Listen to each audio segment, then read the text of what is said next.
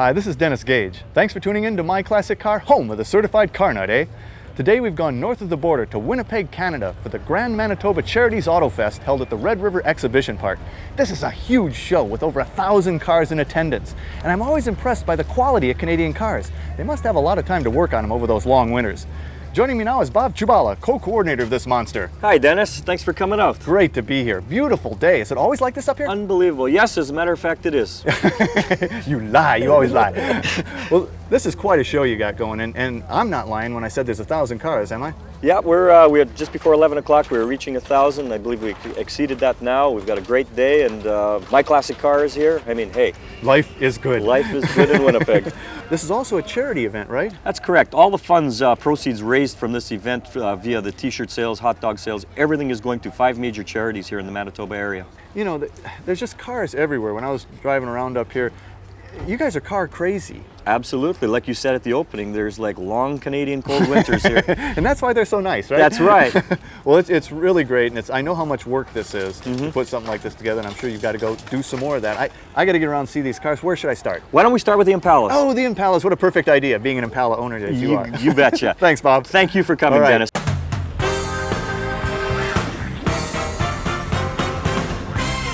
I just love it when we attend Canadian events such as the Grand Manitoba Autofest in Winnipeg.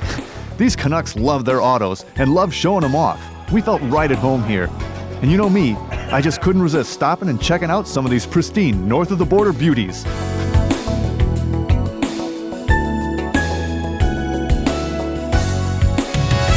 John, this is a Canadian car. It's a Pontiac Beaumont, right? Correct. 1966. 1966. Looks like a Chevelle. Looks, well, somewhat like a Chevelle, yes. There's some distinguishing features. Yes, there is. Yeah. The tail panel trim is exclusive to Canadian Beaumonts.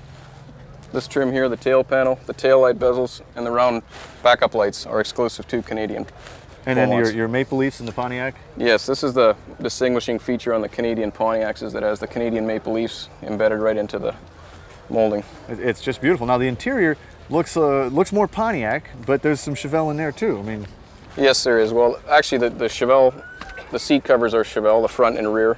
The console is also, it goes both. It's Pontiac, Beaumont, and Chevelle.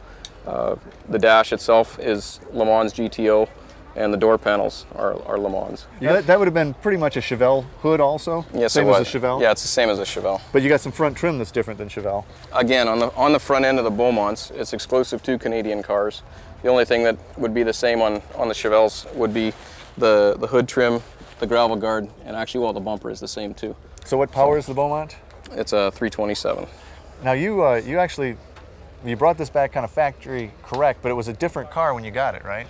Yes, it was. Yeah. It was a bench column shift car, and the interior was blue. And we converted it over to a buckets console, 4-speed with a white interior. Well, it cried out for that. Yeah. Oh yeah, yeah. It's beautiful. It's a sharp car, and you got Thank a you. couple of these, right? Three. Three Yeah. to be exact. Yeah. So you're a Beaumont man. You're Mr. Beaumont. Sure, Mr. Beaumont. John Beaumont. Hey, nice car, man. Thanks Thank a you. lot. Thank you.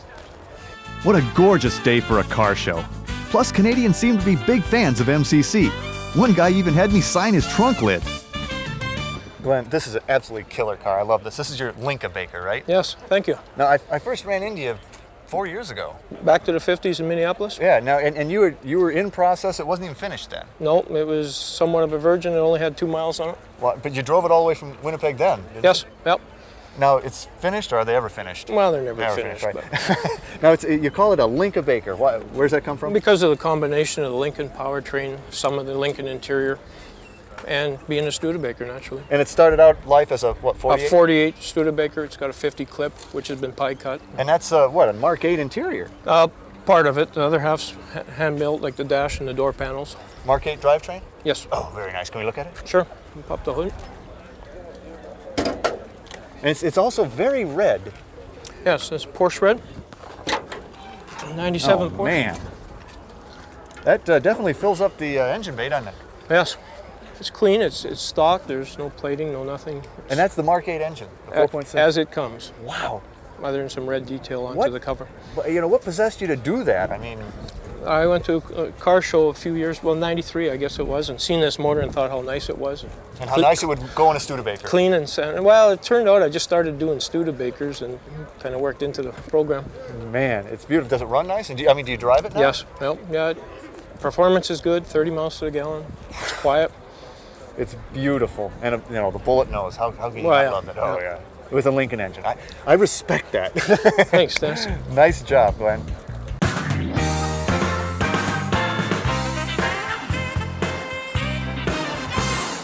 In 1968, the Cougar was promoted as combining European elegance with American power. 1968 also brought an exciting 7-liter engine for the Cougar GTE. Most GTEs were powered by a 427, a few received 428s, and just 3 of these 428s had 4 speeds. We found an unrestored original GTE, which might be the only one of these ultra-rare cats left, tucked away in a garage in Snohomish, Washington.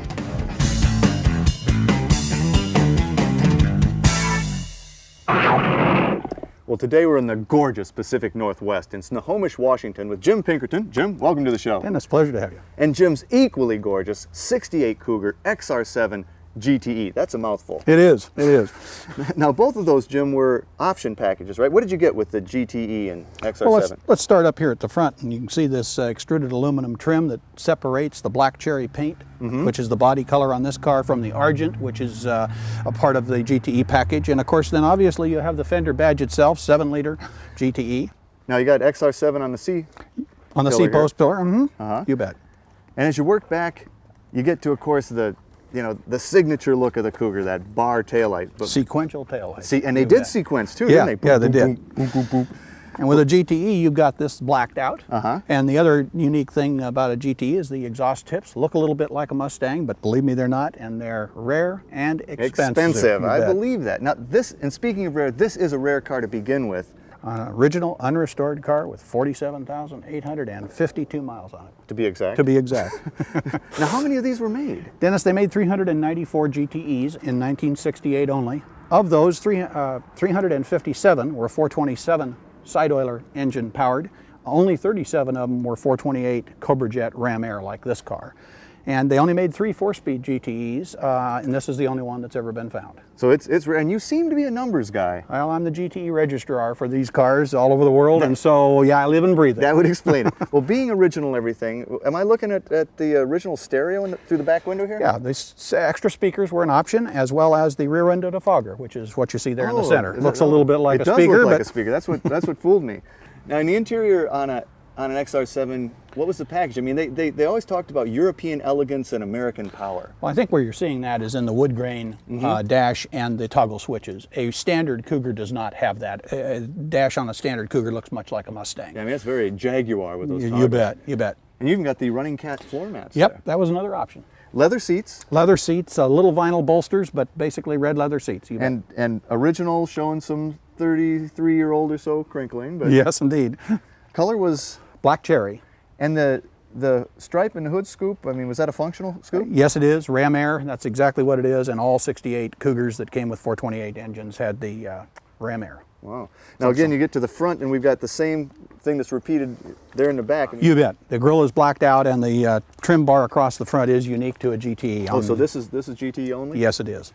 Now those things were vacuum controlled? Yes, they were. But they stayed open if you lost vacuum? Yes, that's correct. That's probably a good thing. Probably good. Let's open it up and look at that. Let's do that. That 428 monster. Oh yeah, takes you back, doesn't it? It fits. Yeah, barely. Now that's pretty much the same engine they put in Shelby's, wasn't it? Really, the drivetrain is exactly the same as a Shelby King of the Road, again, assuming it's a 4-speed car. And that was your Ram Air flapper there? You bet, vacuum powered. Also vacuum powered. What did they, now most of these cars were 427 side oiler cars, which you couldn't get in a Mustang. That's correct. That's absolutely correct. What did they rate the horsepower of this at? This was rated at 335. Recall that this was during the insurance and the horsepower wars. Right, so they understated it on purpose. 335, wink, wink, nudge, nudge, right? Well, rare car, rare day here in the Pacific Northwest. It's gorgeous. What do you say we take it for a ride? Let's go do it. I'm all for it.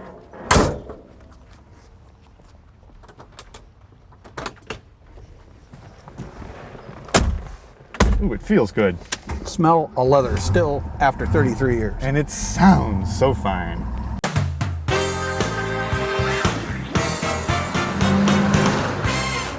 I can't believe Jim took us for a spin in this unrestored original Cougar. It just goes to show what a Cougar nut this guy really is. So have you always been a Cougar nut? Yeah, pretty much for the last 10 years, since we inherited Elaine's dad's car. That was our first restoration. And you know, and was that it? I mean, is that what launched you into the Cougar Yeah. scene, or have you just think they're cool cars? I always liked them, but I never owned one. Uh-huh. When we inherited this one from Elaine's dad, we had it for a couple of years, didn't do much with it, and Elaine saw a local notice for a Cougar show, and so we got it out and took it to that show, and we've been doing it ever since. And how many Cougars has it been since then? Well, I guess we've owned 9 total. We have 6 currently.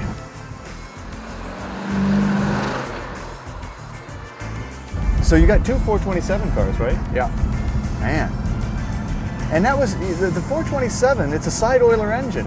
It's an engine you couldn't even get in the Mustang. That's right. It's truly the NASCAR race engine, only with a hydraulic cam. How many of the 427 cars did they make? 357. And was that 68 only, or is 68 only. what transmission? Do you know? Well, it's your basic Ford top loader. Uh-huh. You know, it's a close ratio. And what about the rear end in this car? Well, we're pretty sure the dealer principal put it in there because the decal's still in there at Detroit Locker at 391. It came with a traction lock, which should have been good enough, but Right. you can hear it whine. Oh yeah. What was he planning on doing with this thing? Just I don't- dragging it? Yeah, apparently, but he couldn't have done very much of it. I think he just wanted a hot rod. Sure does have a nice sound though.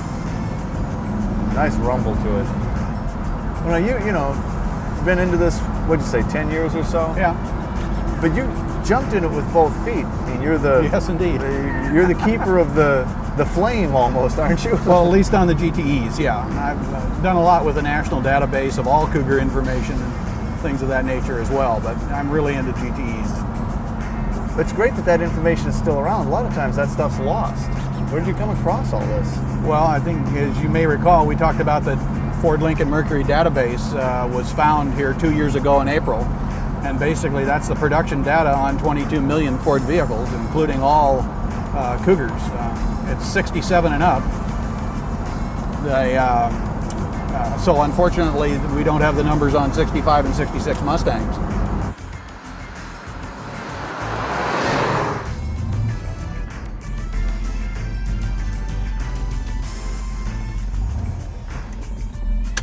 Oh, Jim.